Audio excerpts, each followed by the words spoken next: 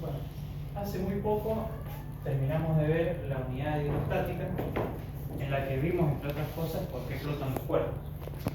Empezando por el teorema fundamental de la hidrostática, su ecuación principal general es que la presión absoluta dentro del seno de un fluido, por ejemplo, si nosotros tenemos un estanque con agua o con cualquier así, acordate y apretalo.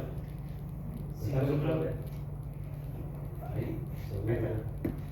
nosotros tenemos un estanque con un fluido líquido, ya sea agua, aceite, lo que sea, la presión absoluta en un punto cualquiera va a venir dado en F1, la presión absoluta en 1 va a ser igual a presión atmosférica más la densidad del fluido por la aceleración de la gravedad por h. Ahora, visto así, no sabemos de dónde sale esa expresión. En la secundaria todos aprendimos que la presión es una magnitud que mide la fuerza aplicada sobre unidad de superficie en la superficie perpendicular a esa fuerza. Entonces, ¿cómo llegamos de esta expresión a esta expresión? Bueno, la presión atmosférica no deja de ser un término igual a este, solo que con la densidad del aire, y estaría representando toda la columna de aire que está por encima, por ejemplo. Si en vez de un punto consideramos esta columna, vamos a tener un H1 y la presión atmosférica representaría un término idéntico a este con un H2 que va a ser la altura de la columna de aire, pero no viene al caso representarlo de esa manera porque generalmente esta presión es mitad. Pero ¿cómo se llega de esta expresión a esta expresión? Bueno, nosotros estamos analizando la presión ejercida por todo lo que está encima de esta columna en la base de la columna. Entonces el área es la base de la columna. La fuerza, quedémonos con este término nada más. La fuerza, ¿qué fuerza va a ser? La fuerza peso de la columna de agua que está comprendida por esta columna. Entonces, esto va a ser igual a la masa de agua. Recordemos que peso es masa por aceleración de la gravedad. Entonces va a ser la masa de agua, si esto fuese agua, la masa de H2O por la aceleración de la gravedad sobre el aire. Ya se empieza a parecer un poco más porque ya apareció la aceleración de la gravedad, pero todavía nos falta. La masa la podemos calcular de la siguiente manera: densidad por volumen. ¿Por qué? Porque la densidad es una magnitud que mide la cantidad de materia por unidad de volumen. Entonces, si nosotros multiplicamos la densidad por el volumen, se cancela el volumen y nos queda la masa. Entonces vamos a reescribirlo de esa manera.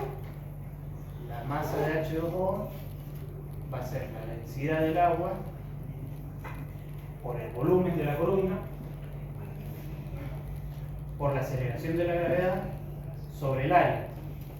Pero si yo tengo el volumen de la columna dividido el área, lo que estoy calculando es la altura de la columna. Entonces básicamente nos queda la densidad por la aceleración de la gravedad por la altura de la columna. Y de esa manera se llega a esta ecuación. Ahora, ¿por qué flotan los cuerpos? Bueno, Arquímedes se dio cuenta que cuando uno sumerge un cuerpo en un fluido líquido, va a experimentar una fuerza que se denomina empuje, que es igual a al peso de la masa que desplaza el fluido por su volumen sumergido. Entonces, nos dice básicamente que el empuje es igual a la densidad del fluido por el volumen del cuerpo sumergido.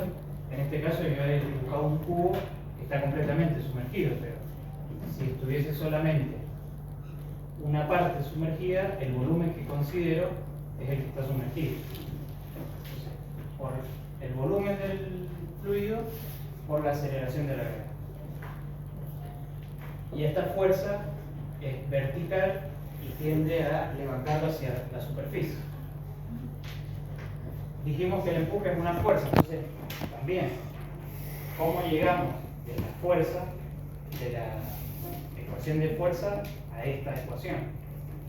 Si hacemos el análisis dimensional, tiene sentido porque la densidad es masa sobre volumen multiplicado por el volumen. Esto, masa sería kilogramos, vamos a poner con unidades del sistema internacional. Sería kilogramo sobre metro cúbico por metros cúbicos por la aceleración de la gravedad, que es metros sobre segundo al cuadrado. Entonces, kilogramo por metro sobre segundo al cuadrado es newton. Y metro cúbico por metro cúbico se va, el análisis dimensional nos dice que esa expresión por lo menos tiene sentido.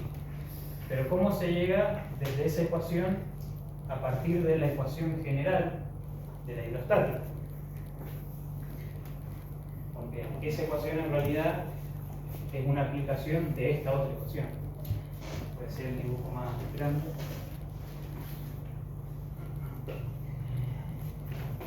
Si tenemos un cubo sumergido en agua o cualquier líquido,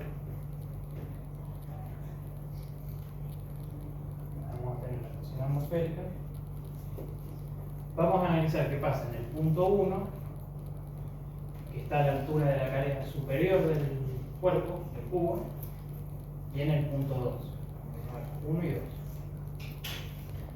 Entonces, siguiendo esta ecuación, la presión en 1 va a ser igual a la presión atmosférica más la densidad del fluido por la aceleración de la gravedad por un H1.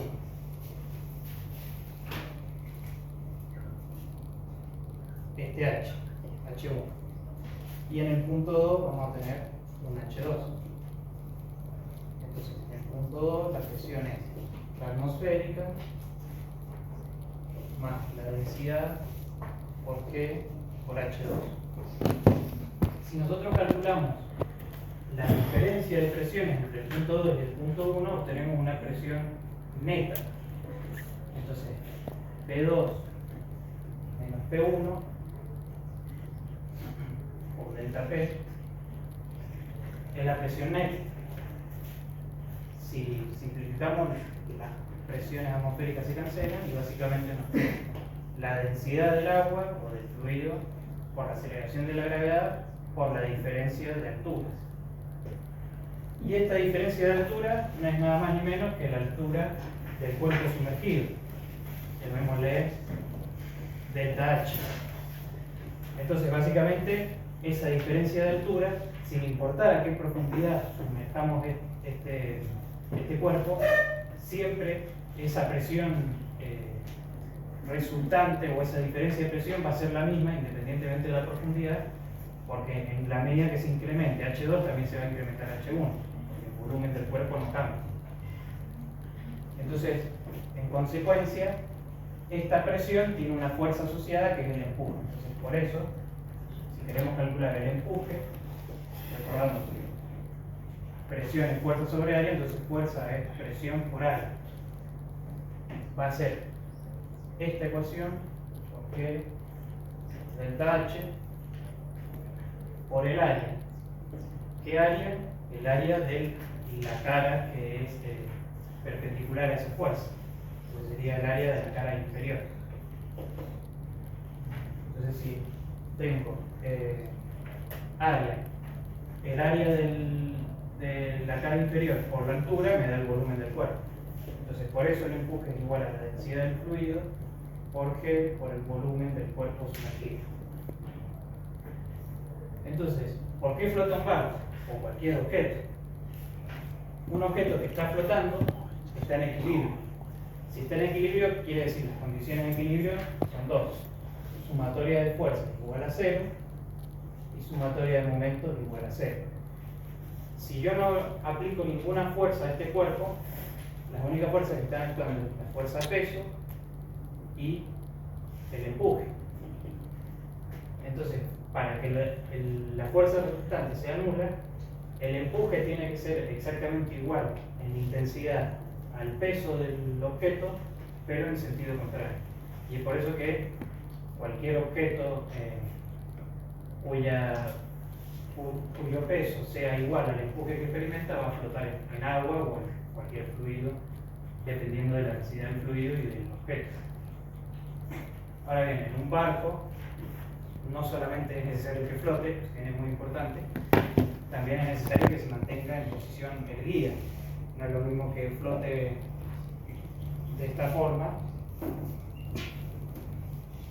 poniendo que esté el barco, a que flote de esta otra. Entonces, ¿cómo logramos desde la física y desde la ingeniería un barco, además de flotar, se mantenga estable? Esto tiene que ver con algo que vimos al principio de año, que es la sumatoria de momentos y de fuerzas, que son las condiciones de equilibrio.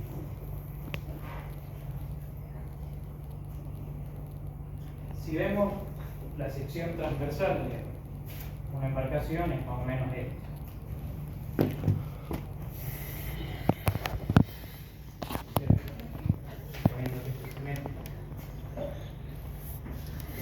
Si el buque es completamente simétrico y está bien construido, es decir, no hay más peso de un lado que del otro, podemos trazar un eje de simetría y podemos decir que el centro de masa y el centro de gravedad va a estar sobre ese eje de simetría. Más alto, más bajo, bueno, eso va a depender. En el centro de gravedad equivale a que actúe la fuerza peso. Recordemos que el peso en realidad no es una única fuerza, sino que en esta masa extensa van a haber infinitas fuerzas peso por cada una de las pequeñas porciones de masa que existen. Pero la resultante de esas fuerzas en el sistema equivale a aplicarla en el punto del centro de gravedad. Y lo mismo pasa con el empuje. No existe una única fuerza de empuje que está sosteniendo al barco, sino que vamos a tener por todo el fondo del buque infinitas fuerzas de empuje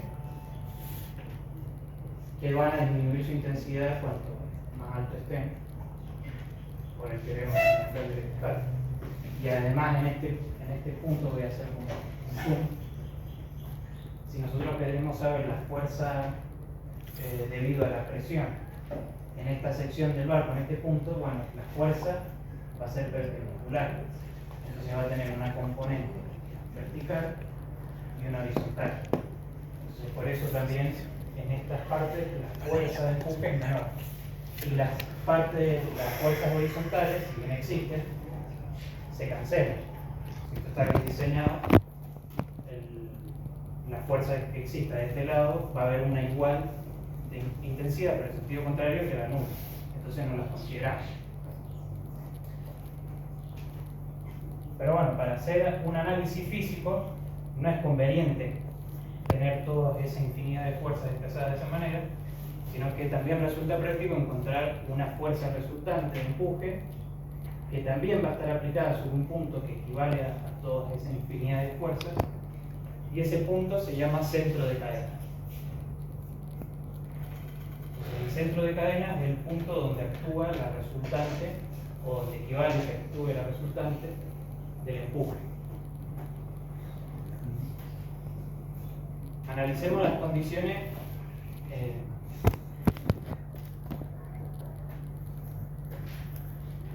condiciones de equilibrio. Sumatorio de fuerza es igual a 0. Ya vimos que para que flote el peso tiene que ser igual al empuje, en distinto sentido. Y la sumatoria de momentos tiene que ser igual a 0. La sumatoria de momentos siempre se hace respecto a un punto. Podemos tomar cualquiera, por términos prácticos tomamos el centro de gravedad. Entonces el brazo de palanca de ambas fuerzas es nulo, entonces el momento es nulo, pero si bien hemos tomado este punto, este brazo de palanca, uno va a decir, no, bueno, acá no es nulo. Sí, no es nulo, pero como estas fuerzas tienen igual intensidad, pero en sentido contrario, también va a aparecer un momento opuesto a este, entonces se van a anular y se cumplen las dos condiciones. Pero ¿qué pasa ahora si viene una ola o una pequeña perturbación que inclina el barco?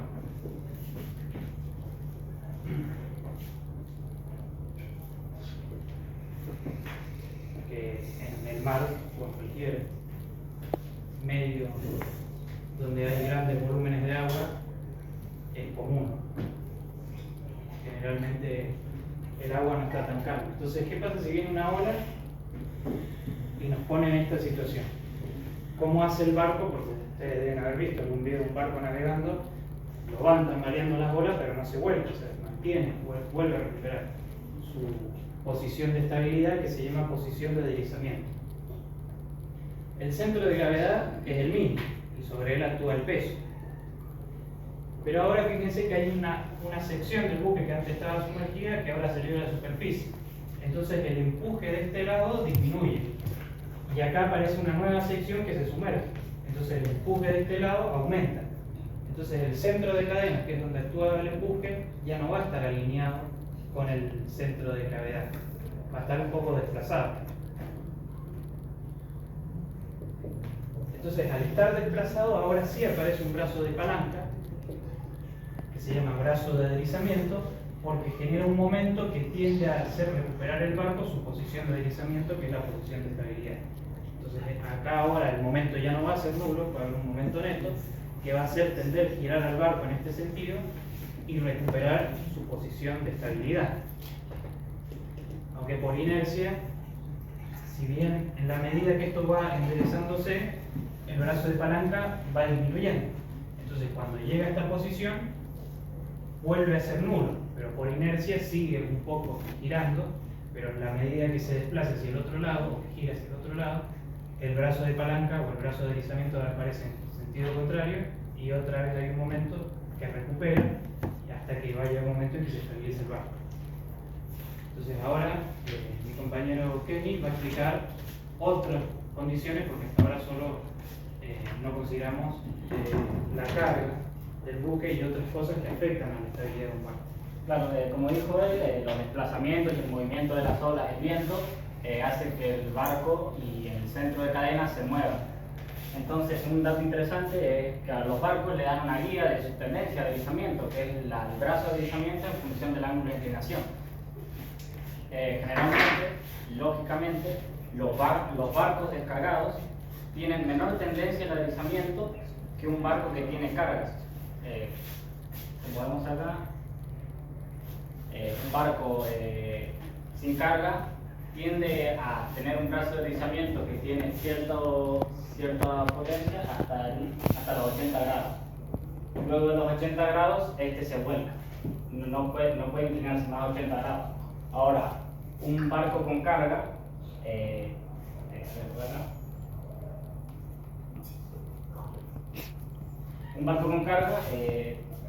tiene mayor tendencia al deslizamiento. ¿Esto por qué?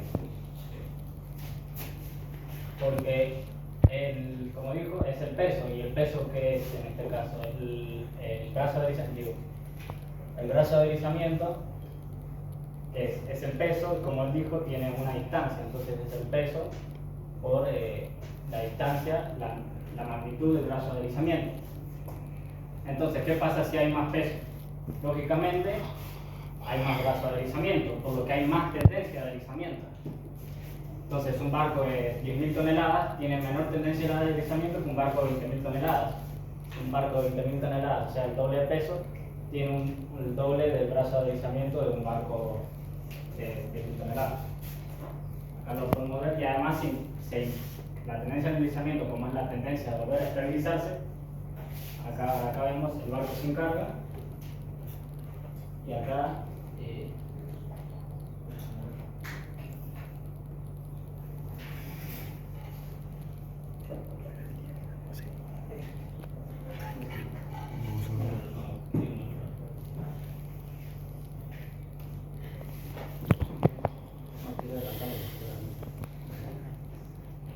bueno, este es el barco sin carga. Como vemos, hasta el grado de inclinación, que es menor a 80 grados, sigue pudiendo mantenerse y tiene tendencia a volver a estabilizarse. Ahora, cuando supera los 80 grados, ahora vamos a ver cómo el barco se vuelve.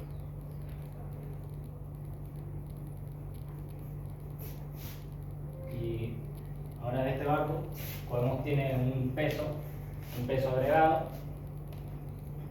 y al mismo ángulo. Ahora vamos a mostrar la tendencia de deslizamiento de este barco. Miren en la gráfica cómo su brazo de deslizamiento pasa hasta 135 grados. Puede volver a estabilizarse hasta los 135 grados.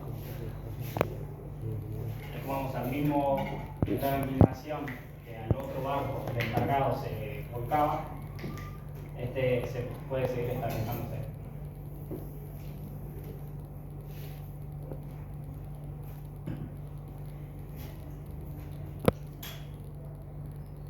Y ahora tiene que aplicarle un ángulo mucho mayor para que recién ahí pueda volcarse.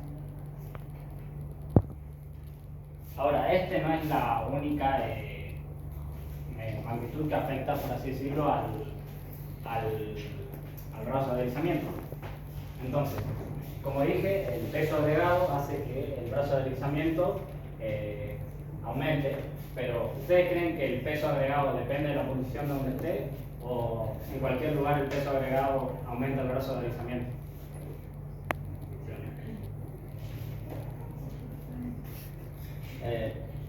Bueno, que hagamos una encuesta. ¿Qué piensas? ¿Da lo mismo donde se agregue el peso o siempre va a aumentar la estabilidad? ¿dónde creen que va a tener más la estabilidad? ¿En este caso o en este caso?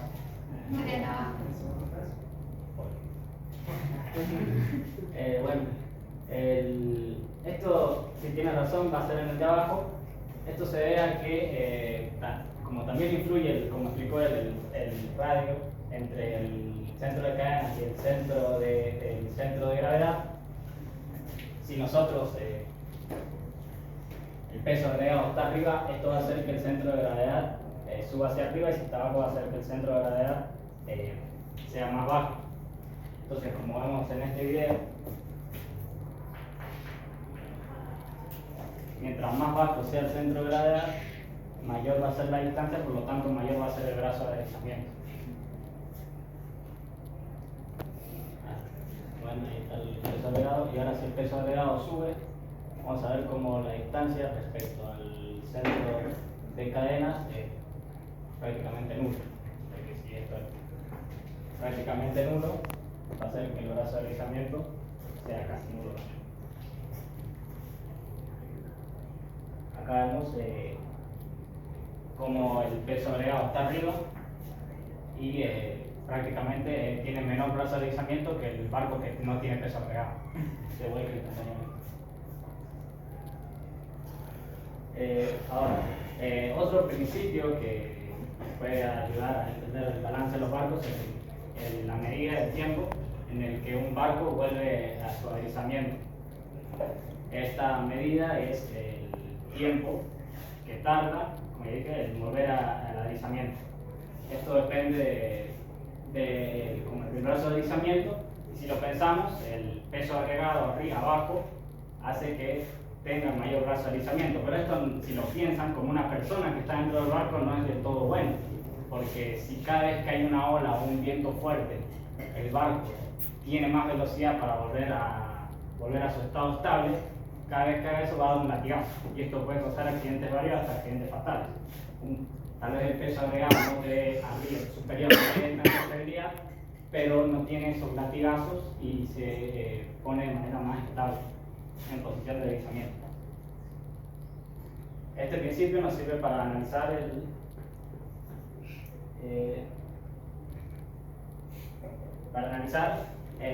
con cargas líquidas lo que pasa en un barco, porque un barco tiene que llevar agua potable, tiene que llevar combustible, entonces de alguna manera esto tiene que estar cargado. Si estos líquidos tienen un peso, si este líquido se deja de manera simple con un efecto de superficie libre, lo que va a pasar es que va a tener este tipo de estabilidad. Por lo que en los barcos, como aplicación física, lo que se hace es subir en manzanas longitudinales, donde se deja lo que se llama un llenado rebote, donde se deja la mayor cantidad de sus compartimentos posible para que haga el efecto de como si tuviera un peso agregado, que sería lo que vemos acá. Tal vez hay un pequeño efecto de superficie libre, pero se entiende a lo que quiere llegar. Ahora, supongo que algunos habrán pensado qué pasa si se le puede poner un giroscopio a este barco para que tenga mayor estabilidad. Bueno, esto es poco común y por no decir casi imposible, porque básicamente se necesitaría un giroscopio gigante. Esto no es práctico, no es eficiente, no es económico, no es nada estético, es cuanto menos malo. Y eso me lleva a lo siguiente, que es el giroscopio y el momento angular.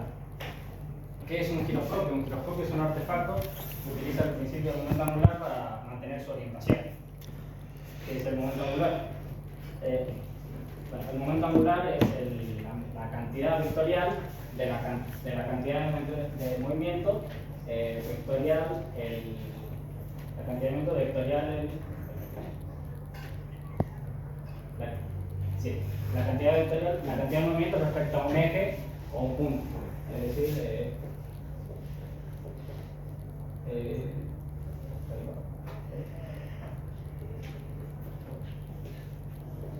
al revés, R vectorial P. R vectorial P.